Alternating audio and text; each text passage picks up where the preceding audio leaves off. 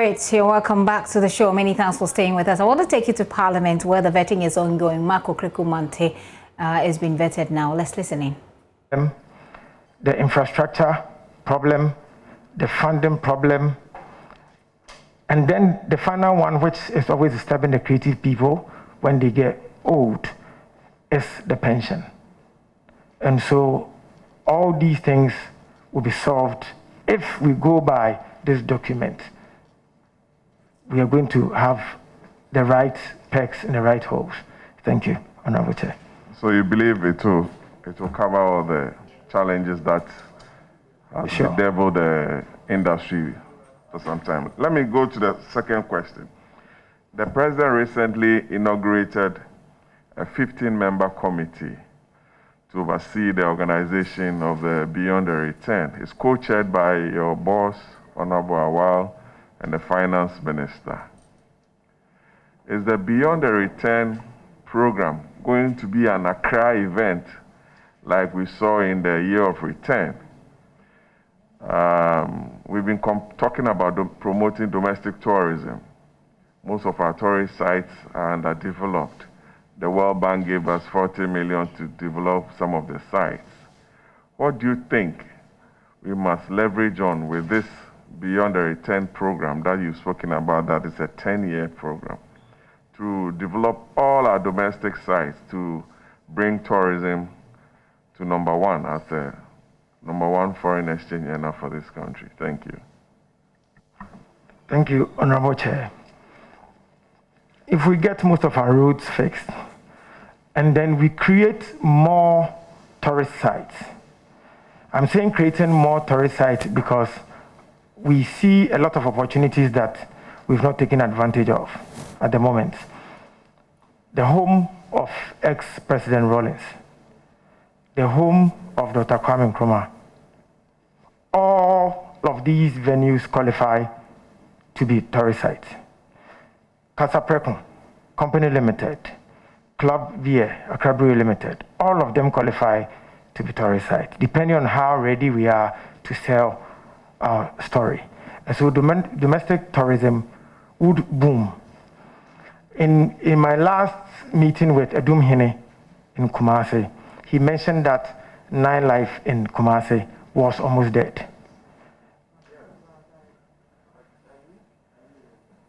And it is a minus for tourism. And so we are getting some investors on board, some internally, some international, who are showing interest in doing things in Ghana because they came for Year of Return and saw it was a country they could invest in. So we will engage more and then get some of these experts and Tatamil's home, how we can make the home a tourist site to attract people to just want to come and see. Where I come from, we can create some museum because one small town had produced 3 leaders in this country.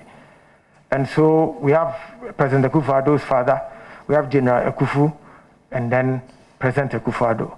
So we have a museum that will be like a presidential museum, sort of, on the mountain. So we are going to add some more strategies to boom domestic tourism, just like we want to do for alumni tourism.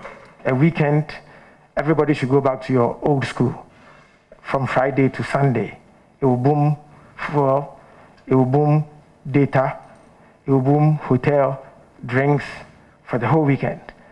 And so I pray God gives us the strength, and then we will influence whatever we can. Thank you, Honorable Chair. Well, the tourism sector is an activity-based sector.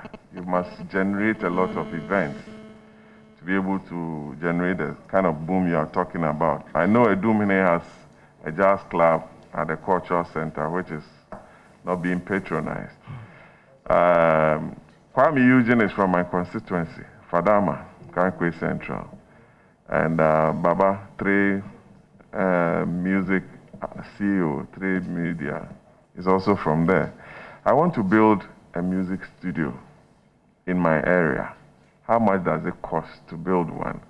And would your ministry support me in building one for my area? Thank you very much, Chairman. Thank you, Honorable Chair. Your tastes will determine the kind of studio you want to do and the amount involved. There are some studios that just the mixer will cost over $1 million.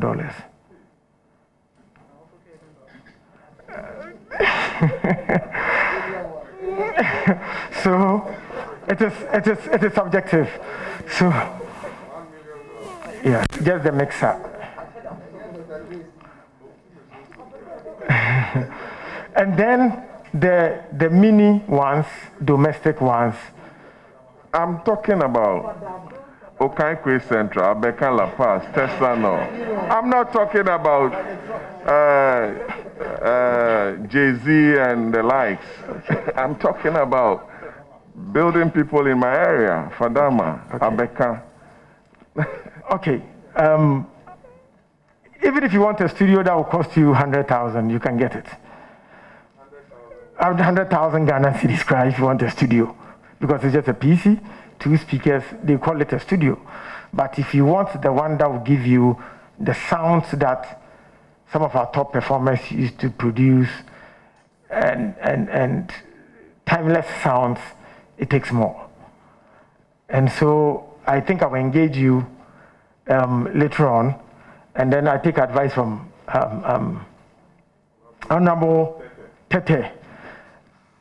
It will help the people in your neighborhood, so the undergrounds will get the opportunity to also come to the studio and record. And we'll pray that other MPs will emulate, so that we can get these mini studios across the country. Thank you, Honorable. Yeah, it's okay. It's all right. Yes, Nilante. Thank you very much, Honorable Chairman. I want to say congratulations to my very good friend, but today is going to be a good day, because you should expect that some of us are going to be a bit difficult for you, because you have a very difficult stance against people who appear before you whenever you appear as a judge. So you should expect it. And he knows me. Those days when we used to do the embassy double do and things, they were young ones who used to follow us. So you remember Alan Zigzaga, Alan Chikichaka, and the rest, or you remember them? Carlos Alberto, Cross our laws. Honorable Chair, for your information, Alex Ofori passed yesterday. He passed yesterday? Yesterday, yeah. Anyway, Mark, first let me ask you, what are the components of the creative arts industry? Okay. I need to go into my books. There are many. Okay, so I start. Film. Let me rephrase it. Okay. What are the components in the creative arts sector? Okay. And do you think there has been a balanced attention to the various components? Okay, we have, let me mention the components and then, yes. Okay, okay. So, film, fine arts, music, events, media traditional and the new media, music, fashion, there are about 11 crafts. Yeah, crafts, yes. Painting, that's fine art. Yes, to some extent, we've not given the attention equitably. It is so because it is a pull and push situation. Some push more extremely, and others by their nature think that it must happen. And so just about 2 weeks ago, I listened to Kwesi Abaji's show, and the people from the model industry were on the show saying that we've not given them enough attention. To some extent, it is true. But when the cake is small, those whose voices kind of come across as loudest often tend to get their attention. So I agree with you. We must give the rest of them equally attention. Mr. Chairman, you know the reason why I've asked this question? Because we are having the same scenario in the area of sports, for example. And I'm happy with the answer you're giving. Because sports, for example, the footballers will make so much noise. Attention is all football. Then the other disciplines are dying. It's the same with the creative arts. Those who can make the noise are those we give attention to. And then the other components suffer. Would you look at it and see how? Because it doesn't lie within you and I, our purview, to kill the talent God has given somebody by our policies and actions. So would you advise or support your minister in changing the trend so we can give equal attention to the various components within the industry? Thank you, Honorable Chair. Thank God, when I was at the Creative Arts Council, we started engaging almost all the facets of the art. And so we've aggregated them at the moment. We've started putting the data together because one of the challenges was also data. You don't even know where to find them unless they choose to approach. And so now the data collection is ongoing. And so very soon with the data that we'll have, it will be difficult to give excuses that you didn't know that there was a group like this or they had people like this. And so I would support my forthcoming boss, Minister Honorable Dr. Awal, to recognize and share the cake equally. Thank you, Honorable. My next question has to do with the Bureau of Languages. I'm one of the advocates of the fact that language plays a critical role in the promotion of arts and culture. Do you see it as part of the Ministry of Culture? And if you do you know the situation of the Bureau of Languages now? And what will you do to make sure we don't kill that important baby? Thank you, Honorable Chair. Bureau of Languages is still relevant in the ministry. In my first 4 years in the Creative Arts Council, I engaged them and then we started some marketing. And so they have a program on Adom FM, which is used to sell the Ghanaian language. It is not enough. We need to do more. We need to market our language more. People at the moment even look down on ourselves when we have to speak our local languages. We think it is of a lower class to speak your own language. And so we want to sell our languages as sexy. Sorry, in quotes. And where I come from, if we say sexy, it means appealing. So that the youth will see something beautiful in the Ghanaian name and the Ghanaian languages. Like Samini had to change from Batman to Samini. There's some beauty in changing from Batman to Samini. Thank you, Honorable Chair. Shatawale from Bandana to Shatawale. Thank you. Chairman, possibly my last.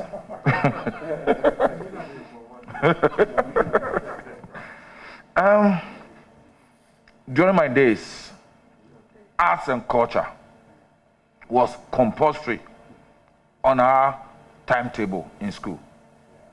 Compulsory. So it builds and inculcated into us the love for our arts and culture. And even at Legon, when first year, I wasn't a drama, but I was going to drama all the time. Today, it's become almost part of a subject. Would you support the advocacy that arts and culture on its own as a subject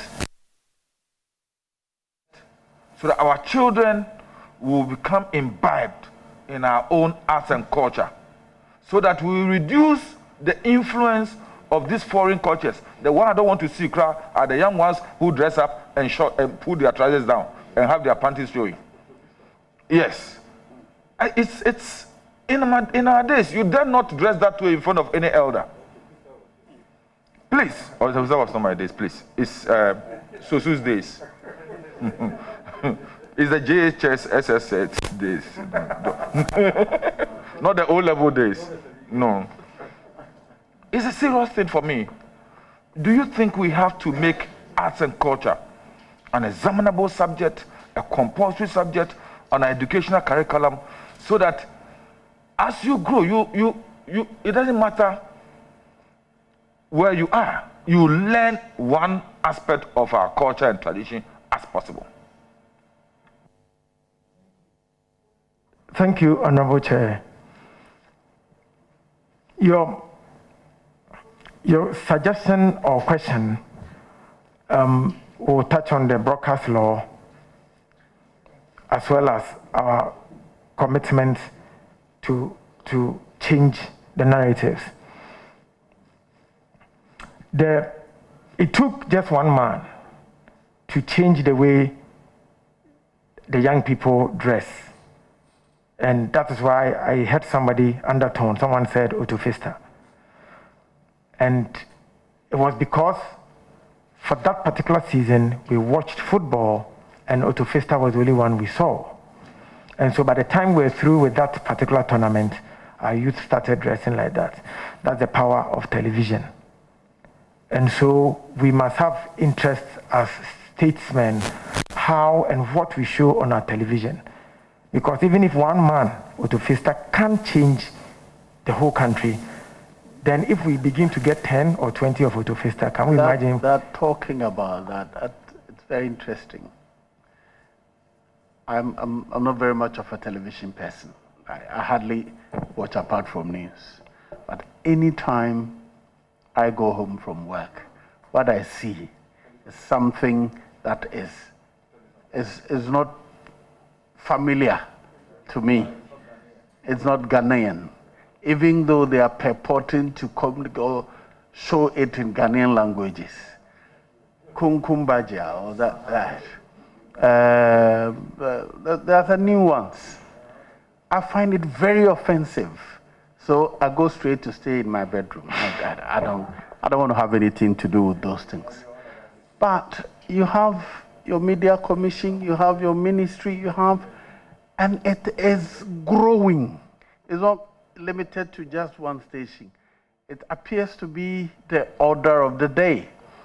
That juxtaposed to your statement that the power of television, what we show. What happened to the series that you were showing by the fireside? On top of that, even Ghana Wood, that's what the name we call them, Gallywood, Kuma Wood. What happened to them? Why have we lost those contents on our television? Thank you, Honorable Chair.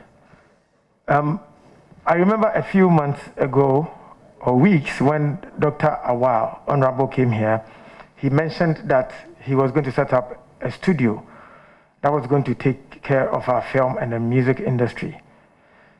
We must be ready to compete as a country as well.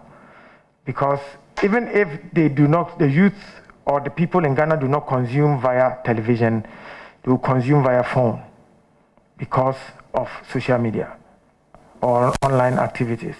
And so we must be ready to also shoot films that are exportable, that we can also consume some based on our culture on our television. At the moment, we are not able to compete some way, somehow, because of standards. And that is why I support Honorable Dr. Awal in the studio that he wants to build, so that technology that can match up today's competition, we can get all of that, plus technical know-how to compete. Thank you, Honorable Chair. You mean on our... Okraku Mantey there, he's been vetted for the deputy ministerial position at the Tourism and Creative Arts Ministry. We'll bring you the highlights subsequently. Right now, let's go for a break. We'll be right back.